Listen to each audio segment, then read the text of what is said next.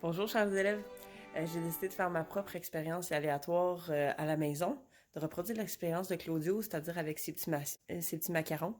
Je suis allée me procurer des macarons, donc j'ai acheté ça. Il s'est venu dans une belle petite boîte grise ici que je vais déballer avec vous dans 2 secondes.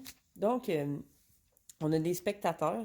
J'aimerais que vous accueilliez ces spectateurs-là. Alors, on a mon chat ici. Mon chat. Allô? On a le chien de ma soeur qui sont des spectateurs vraiment enthousiastes. Yes, sir!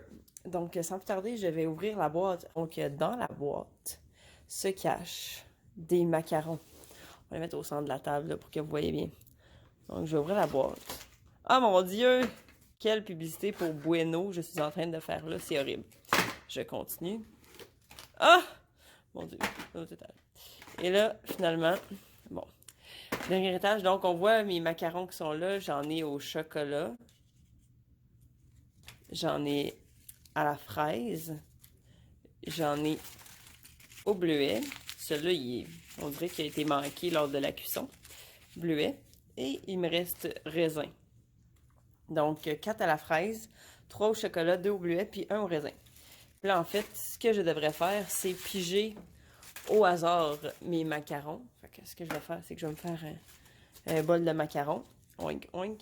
Il est surtout pas tombé par terre. Voici mon bol de macarons. Fait que là, je me retourne, puis là, je vais piger au hasard un macaron.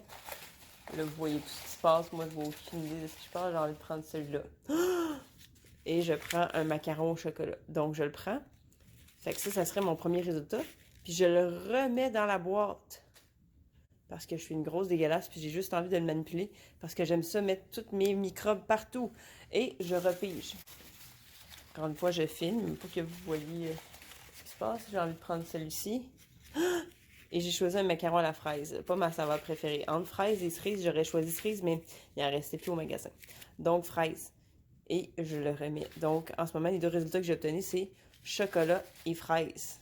Alors, voilà pour ce qui est de l'expérience avec remise. Mais sans remise, en fait, ce qui se serait passé, c'est que le macaron au chocolat, évidemment, il ne serait plus là, il serait dans ma bouche et il serait peut-être même déjà dans mon estomac. Donc, ça fera en sorte que j'aurais un macaron de moins, donc peut-être plus de chances d'obtenir le macaron de mes rêves, soit celui au raisin, celui au bleuet, ou un deuxième au chocolat, qui sait.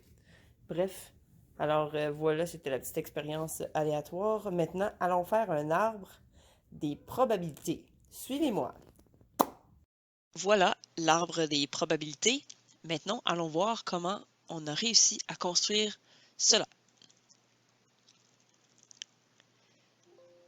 Donc, commençons.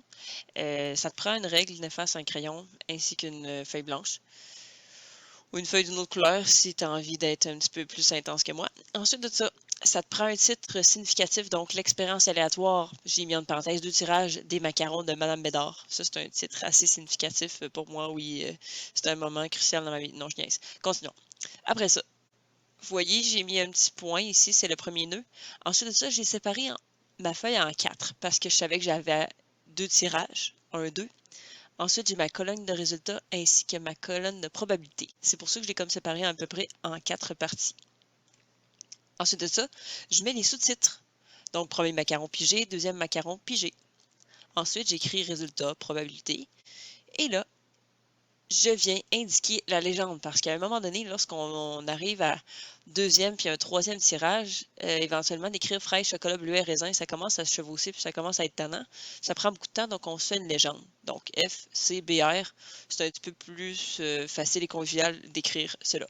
Ensuite de ça, on est rendu donc à tracer les différents embranchements. Donc, vu que j'ai 4 possibilités, voici 4 nœuds et qui se sépareront ensuite en 4 autres possibilités.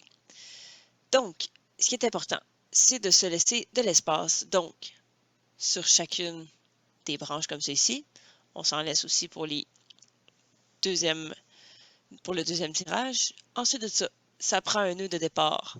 Ça prend un nœud ici, un autre nœud, et finalement, on termine avec donc nos nœuds de la fin. Vraiment bien important de faire des points noircis comme ça pour qu'on décèle bien qu'est-ce qui se passe. Ensuite de ça, on vient écrire les probabilités sur chacune de nos branches comme ça ici. et on vient indiquer donc la lettre qui apparaît dans notre légende comme ça ici. Donc là, on est dans le cas des raisins. On fait ça pour toutes les autres probabilités ainsi que tous les autres résultats qu'on va obtenir. Ensuite de ça, on a une surveillance accrue qui se fait par un être poilu.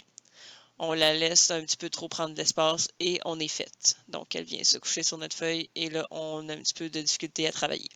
On la repousse et on vient indiquer comment écrire les résultats, donc entre parenthèses, et on écrit donc les lettres qu'on a encore une fois utilisées qui nous viennent de notre légende, FF, comme ceci, entre parenthèses. Vous pouvez utiliser une règle pour que ça soit aligné avec donc les différentes branches. Comme ça, on voit un petit peu mieux quel résultat est lié donc à quel embranchement. Finalement, on multiplie les probabilités parce qu'on se rappelle, l'expérience, c'était de piger 2 macarons. Donc, piger un premier macaron et de piger un deuxième macaron. Le mot-clé étant le « et ». Donc, lorsqu'on a des événements qui se suivent, comme ceci, donc il y a des multiplications qu'il faut faire donc entre les probabilités.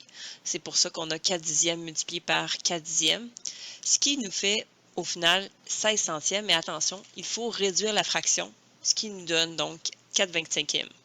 Une fois qu'on a ça, on fait ça, on calcule toutes les probabilités pour tous les autres résultats.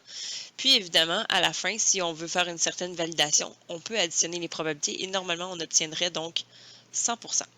Alors, j'espère que ce cours vidéo-là vous aura aidé à comprendre mieux qu'est-ce que c'est que les arbres de probabilité et comment en construire un. Sinon, on est à votre disposition pour répondre aux questions. Merci, bonne journée.